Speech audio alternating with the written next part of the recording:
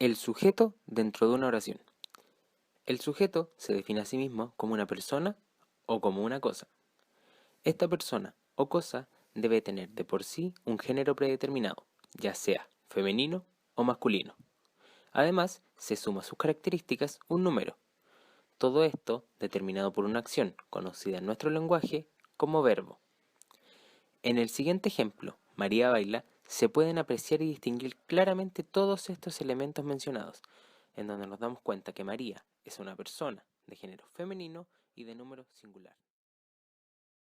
Veamos ahora la clasificación del sujeto según su aparición dentro de la oración. El sujeto expreso es aquel que se encuentra explícitamente escrito en la oración. Asimismo, este se subdivide en tres categorías: el sujeto simple, el sujeto compuesto y el sujeto complejo. Veamos a continuación un ejemplo de cada uno de ellos. El sujeto simple es aquel que en su estructura solamente posee el núcleo del sujeto más el predicado. Por su parte, el sujeto compuesto es aquel que posee más de un núcleo en su sujeto, acompañado igualmente del predicado. Finalmente, el sujeto complejo es aquel que en su estructura posee un núcleo más una cierta cantidad de determinantes en su estructura, acompañado igualmente del predicado. Sigamos entonces con la clasificación del sujeto según su aparición. Ahora, por el otro lado, se encuentra el sujeto desinencial. ¿Cuál es él? El sujeto desinencial es aquel que no se encuentra explícitamente en la oración y que es nuestra misión inferir de quién se trata. Por ejemplo, en la oración ayer cantó durante toda la noche, será el verbo el que nos dará la pista sobre quién lo hizo. En este caso, cantó corresponde a un verbo en tercera persona singular, por lo que las únicas opciones son un él o un ella. En este caso, no se sabrá, pues el verbo es totalmente neutro.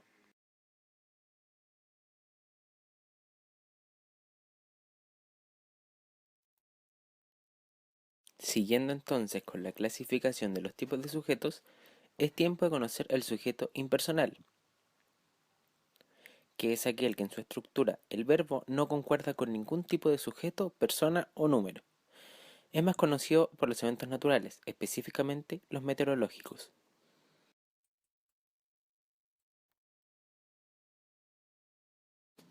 Un ejemplo de esto sería ayer llovió muy fuerte, en donde llovió es un verbo impersonal ya que no corresponde con ninguna acción humana, sujeto, cantidad o sexo. El siguiente caso es cuando el verbo haber no funciona como un auxiliar, como por ejemplo en el siguiente ejemplo. Mañana habrá parrillada.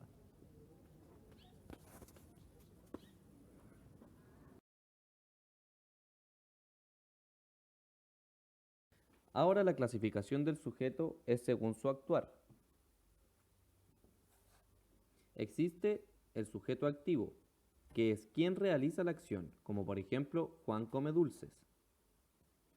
Aquí Juan sería el sujeto, come sería el verbo. Dulces correspondería al complemento directo, que es lo que responde a la pregunta ¿qué es lo? En este caso, ¿qué es lo comido?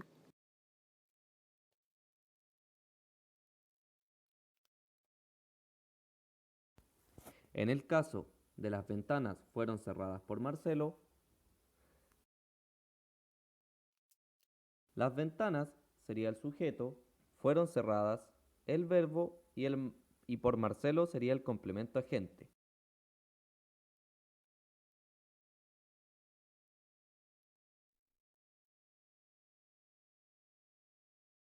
Ahora pasaremos a revisar la estructura del sujeto.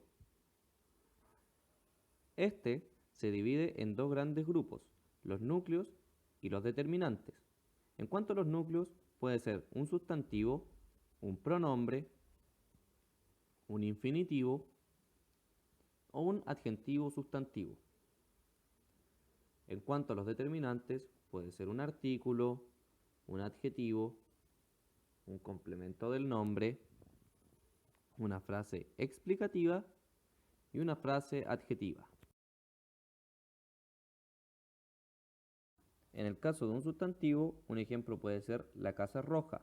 De los pronombres, él es simpático. De los infinitivos, el callar es importante. Y de un adjetivo sustantivo, el pelirrojo es mi amigo. En estos casos, casa sería el núcleo, él en los pronombres, callar en los infinitivos y en el adjetivo sustantivo, pelirrojo. En el caso de los determinantes, existen el adjetivo, el artículo, el complemento del nombre, la frase explicativa y la frase adjetiva.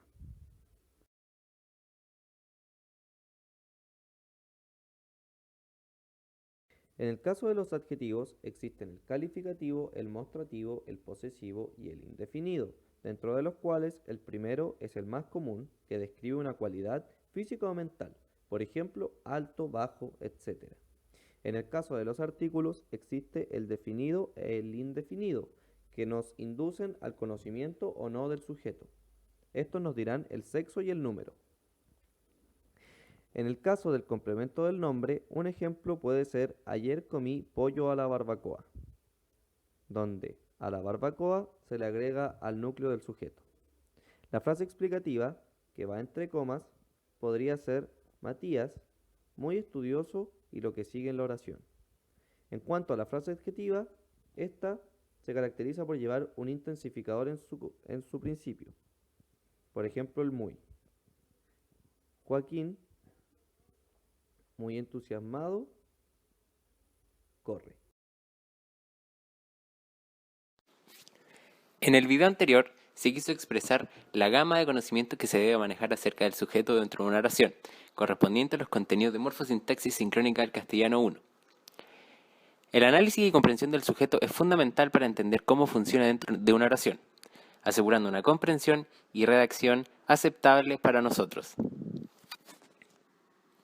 El video fue realizado por Agustín Barrientos y Felipe Rojas para la asignatura de morfosintaxis sincrónica del castellano 3, profesora Karen Segovia.